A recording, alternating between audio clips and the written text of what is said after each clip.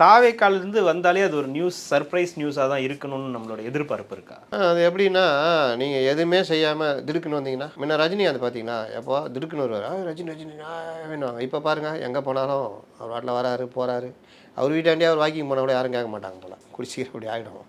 அவங்க ஒய்ஃபை எதுக்கு வீட்டிலே இருக்கிறீங்க, வெளியே போங்க, அடிக்கடி போயிட்டு வாங்க, இந்த மாதிரி தான். வீட்டில் இருக்க கூட தான் ஷூட்டிங் போயிட்டு இருக்காரு. ஆமாம்.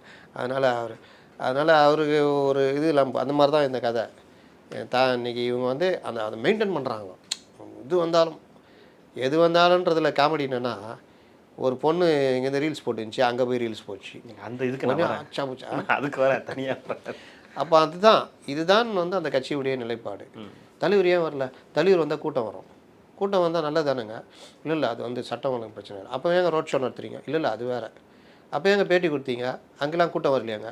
அது வேறு. அப்போ ஏங்க இங்கே அது வந்து உளவுத்துறையே ரிலீஸ் பண்ணிச்சு. உளவுத்துறை ஏங்க ரிலீஸ் பண்ணோம்?